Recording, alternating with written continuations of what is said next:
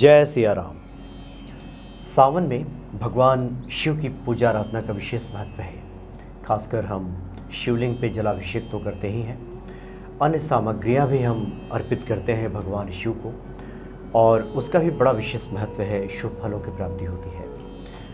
अगर हम ज्योतिषीय दृष्टिकोण से भी देखें, अगर हम किसी ग्रह बाधा से परेशान हैं, प्रभावित हैं, तो किन किन वस्तुओं को अर्पित करके भगवान शिव को अपनी ग्रह शांति हम कर सकते हैं, करा सकते हैं, इन्हीं सब विषयों के बारे में आज ज्योतिषाचार्य आशीष कुमार जी आपको जानकारी देंगे कि इस सावन में भोले भंडारी की आप पूजा कीजिए, कुछ सामग्रियाँ अर्पित कीजिए और उन्हें प्रसन्न कीजिए, जीवन मंगलमय बनेगा। स्वागत है आपका। जय सिया राम। जय सिया राम। तो भक्तों को तो इंतज़ार है ही कि सावन के महीने में कुछ जानकारी मिले कि वो भगवान शिव को अर्पित करें, प्रसन्न करें भगवान शिव को।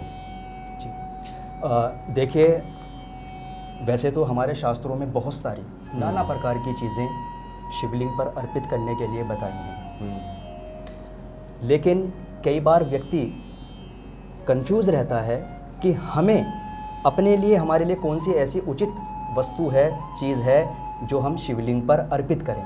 बिल्कुल। और जिससे हमें लाभ प्राप्त हो सके, क्योंकि सभी के लिए सभी चीज़ें अनुकूल नहीं रहती।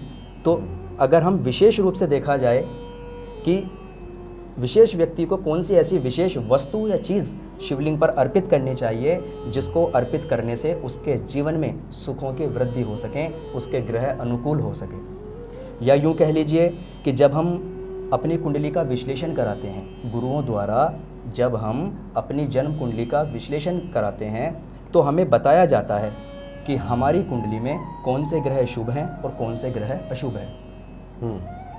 यानी कि कौन से ग्रह हमारे अनुकूल फल दे रहे हैं और कौन से ग्रह हमारे प्रतिकूल फल दे रहे हैं। तो आज हम आपको यही बताएंगे कि यदि आपको पता है, आपको जानकारी है कि ये विशेष ग्रह आपके जीवन में अनुकूल फल नहीं दे रहा है और आपके जीवन में ज़्यादातर समस्याएं उसी ग्रह की वजह से उत्पन्न हो रही हैं, तो आप उस ग्रह का क्या उपाय करें या ऐसी कौन सी वस्तु आप शिवलिंग पर अर्पित करें जिससे श्रावण मास में यदि आप उपाय करते हैं या बाद में भी आप शिवलिंग पर वो चीज़ अर्पित करते हैं, तो आपका वो जो ग्रह है वो शांत हो जाए और आपको अनुकूल फल देना प्रारंभ कर दे, ताकि आपके जीवन में मधुरता आए, आपका जीवन सुंदर बन सके, कष्ट मुक्त बन सके।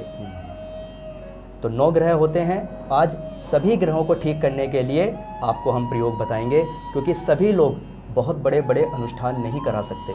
सभी लोग उस ग्रह को ठीक करने के लिए उसका रत्न धारण नहीं कर सकते। कई बार ट्रैवल की जॉब होती है व्यक्तियों की, या बार बार बाहर उनको घर से जाना पड़ता है, उस रूप में भी वो उपाय नहीं कर पाते। और कुछ लोगों को आदत नहीं होती, कुछ लोग कहते हैं कि हम बहुत ज़्यादा पूजा पाठ नहीं करते हैं, तो इसलिए बीच में हमारा खंडित हो जाता है, टूट जाता है। तो इन सभी बातों में, ये तो बातों का क्रम है, इन सभी जो ये इतनी सारी बातें व्यक्ति अपने मन में सोचता है, इसके चलते उनका उपाय अधूरा रह जाता है, और जो ग्रह उनको अच्छे फल नहीं दे रहा है, खराब फल दे रहा है, वो एज इट इज़ रहता है। और उसके चलते उनकी परेशानी भी दूर नहीं होती, क्योंकि उस ग्रह का उपाय भी नहीं हुआ। उपाय नहीं हुआ तो वो ग्रह ठीक नहीं हुआ, और ग्रह ठीक नहीं हुआ तो समस्या ज्यों की त्यों उनके जीवन में। कई बार लंबे चौड़े उपाय भी व्यक्ति नहीं कर पाता। तो अब समय आ गया है, श्रावण मास स्टार्ट होने वाला है। इस श्रावण मास में भी, और यदि आप हमारा ये वीडियो, ये प्रोग्राम बाद में देखते हैं, तब भी यदि आप रूटीन बना लें कि आपको बताया जाएगा कि किस ग्रह के लिए क्या चीज़ अर्पित करनी है, और यदि आपको पता है कि हमें ये ग्रह अच्छे फल नहीं दे रहा है, तो आप बस वो वस्तु शिवलिंग पर चढ़ाना स्टार्ट कर दीजिए, प्रारंभ कर दीजिए, आपका वो ग्रह ठीक हो जाएगा। उससे संबंधित जो आपके जीवन में परेशानी आ रही है, उस परेशानी से, उन परेशानियों से, उन तमाम परेशानियों और कष्टों से आप मुक्त हो जाएंगे। तो आइए आपको बताते हैं। सर्वप्रथम, यदि आप शिवलिंग पर चंदन अर्पित करते हैं तो आपका सूर्य ग्रह मजबूत हो जाता है, और सूर्य ग्रह से मिलने वाले दुष्परिणामों से आपको मुक्ति मिल जाती है। तो आप जिनको बताया गया है या उन्हें पता है कि उनको सूर्य ग्रह की वजह से या सूर्य उनकी कुंडली में नीच का है या कमज़ोर है या षड्बल कम है, और वो अपने सूर्य ग्रह को मजबूत करके अपने जीवन में ज़्यादा से ज़्यादा फल सूर्य ग्रह से प्राप्त करना चाहते हैं, तो वो इस पूरे श्रावण मास शिवलिंग पर, शिव जी की पिंडी पर जाकर के चंदन लगाइए। यदि आप चंदन लगाते हैं तो आपका सूर्य अनुकूल फल देना प्रारंभ कर देगा। उसके बाद में जिन लोगों को मानसिक परेशानी ज़्यादा रहती है, जीवन में हमेशा ही अन्न और धन की कमी बनी रहती है, मानसिक कष्ट उनको होता है, कंफ्यूज बहुत रहते हैं, एंजाइटी रहती है, टेंशन डिप्रेशन रहता है, या बहुत ज़्यादा सोचते विचारते हैं, बहुत ज़्यादा कंफ्यूज रहते हैं, या यूँ कह लीजिए कि उनको पता है या किसी ने उनको बताया है कि उनकी कुंडली में चंद्रमा कमज़ोर है, या चंद्रमा का केमद्रुम दोष है, या चंद्रमा 6, 8, 12 भाव में बैठा हुआ है, या किसी भी रूप में उनको पता है कि चंद्रमा उनके अनुकूल नहीं है, तो बस वो शिवलिंग पर जाकर के दूध अर्पित करें। यदि आप शिवलिंग पर दूध अर्पित करते हैं तो आपका चंद्र ग्रह अच्छा होता है, चंद्र ग्रह आपके अनुकूल हो जाता है और आपको अच्छे फल की प्राप्ति करा देता है, और चंद्रमा से आ रही समस्याओं से आप शीघ्र ही मुक्त हो जाते हैं। उसके बाद में जिन व्यक्तियों के जीवन में मंगल से जुड़ी परेशानियां हैं, या वो उनको पता है वो मंगल ग्रह से संबंधित उनके जीवन में परेशानियां उत्पन्न हो रही है, उनकी जन्म कुंडली के अंदर मंगल ग्रह खराब अवस्था में बैठा हुआ है, तो अपने मंगल को ठीक करने के लिए ऐसे व्यक्ति शहद शिवलिंग पर अर्पित करें। और यदि आप ये नियम बना लेते हैं शहद को शिवलिंग पर अर्पित करने का, तो मंगल ग्रह आपके अनुकूल होकर के आपके जीवन में भी शुभ और मांगलिक कार्य करना प्रारंभ कर देगा, आपके जीवन में भी मंगल ही मंगल होगा। उसके बाद में जिन व्यक्तियों का बुध ग्रह कमज़ोर है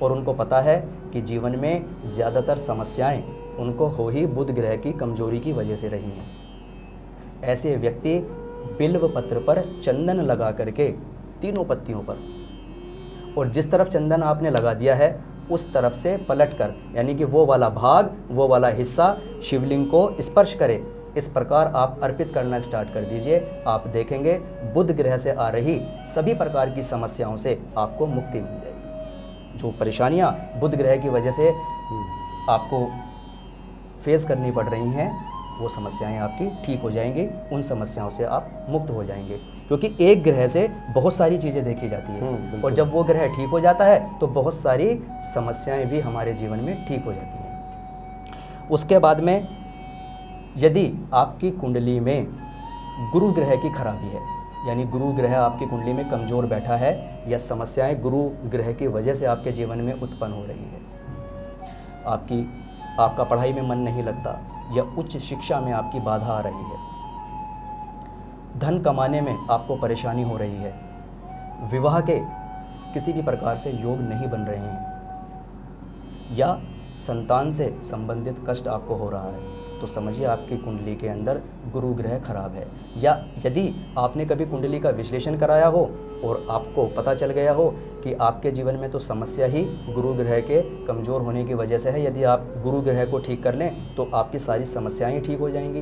तो बस आप भीगी हुई चने की दाल शिवलिंग पर अर्पित करना प्रारंभ कर दीजिए। ऐसा करने से आपका गुरु ग्रह अच्छा हो जाएगा और गुरु ग्रह से जुड़ी हुई सारी समस्याओं से आप शीघ्र ही मुक्त हो जाएंगे।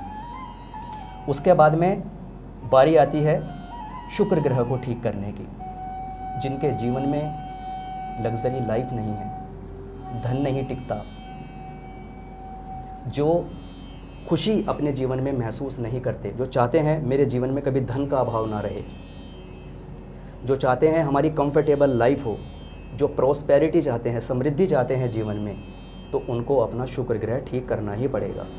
और यदि आपकी कुंडली में शुक्र ग्रह खराब है तो इन सभी प्रॉब्लम से, इन सभी समस्याओं से आप ग्रसित रहेंगे, इन चीज़ों का अभाव आपके जीवन में रहेगा। और यदि आपको पता है कि शुक्र ग्रह से संबंधित आपको परेशानी है और आप अपने शुक्र को मजबूत करना चाहते हैं, तो आप शिवलिंग पर दही चढ़ाएं। यदि आप दही शिवलिंग पर अर्पित करते हैं तो शुक्र ग्रह के अच्छे, शुभ और अनुकूल परिणाम आपको प्राप्त होते हैं। आपका शुक्र ग्रह मजबूत होता है, आपके जीवन में धन धान्य, आपके जीवन में प्रोस्पेरिटी, समृद्धि और कंफर्टेबल लाइफ आपको दे देता है, आपको प्राप्त हो जाती है। उसके बाद में यदि शनि ग्रह से संबंधित, क्योंकि शनि से अक्सर लोगों को परेशानी होती है या उनको बताया जाता है कि आपके ऊपर शनि की साढ़े सत्ती है या शनि की ढैया है या शनि की वजह से ही आपके ये कार्य विलंब होकर के हो रहे हैं।